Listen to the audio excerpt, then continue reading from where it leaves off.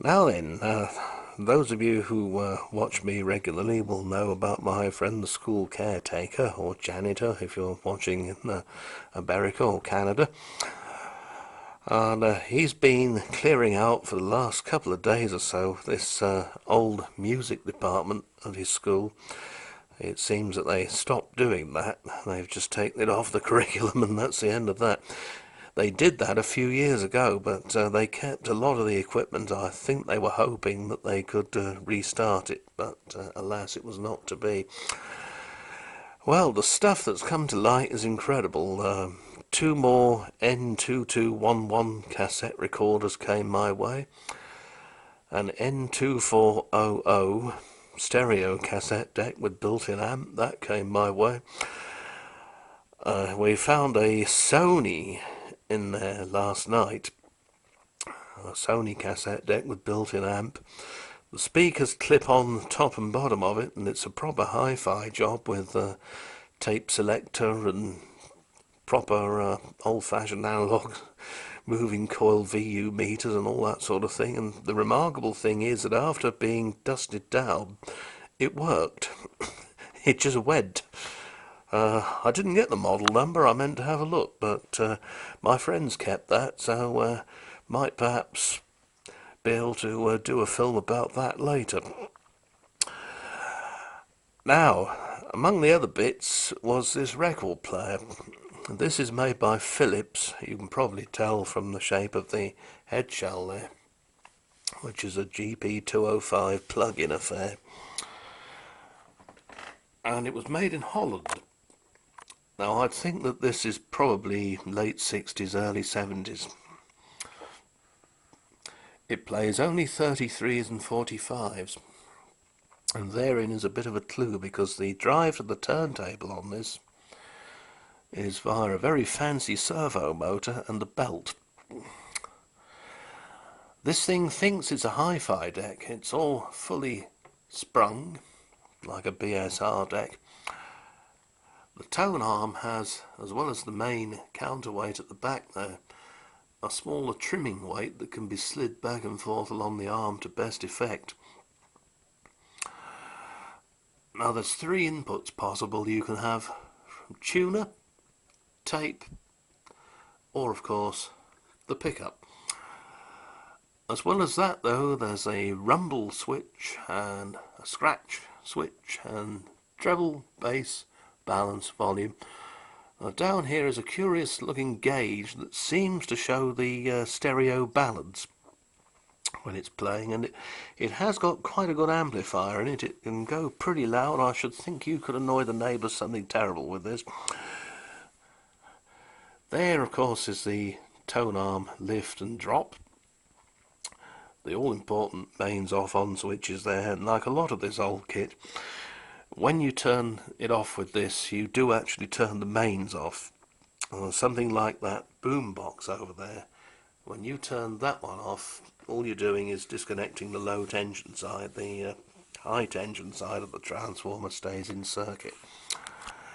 So, without further ado, let's see what this thing sounds like.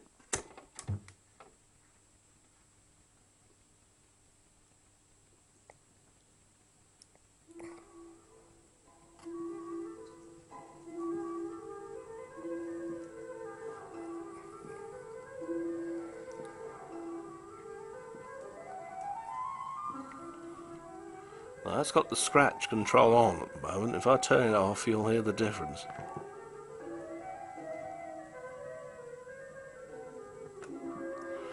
That's better.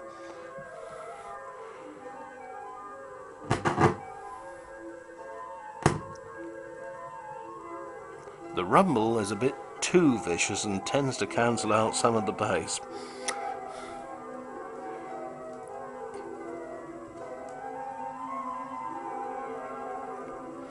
You can see there the stereo balance indicator working well.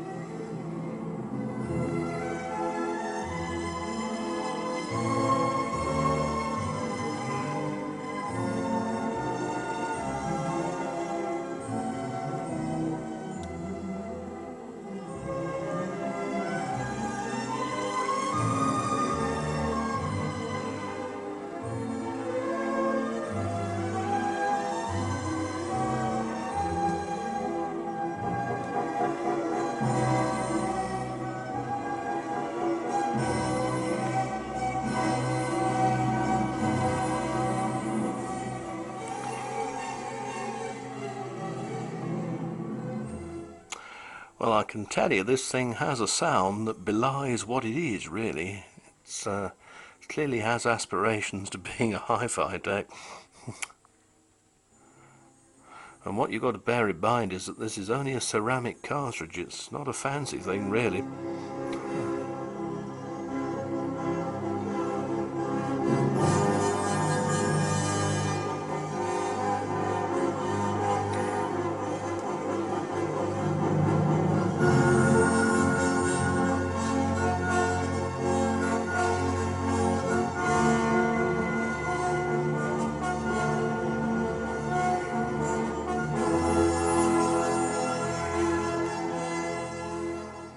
It's the same ceramic cartridge they used to put in their funny little battery sets, but just allied to a rather better amp in this case. If I do that, one little thing I have had to do is to fabricate this piece of brass. There should be a little metal lifting lever there, which is gone. The mechanism will bounce quite happily. It's all fully sprung, like the old BSR decks. But all told, not a bad old thing, is it really?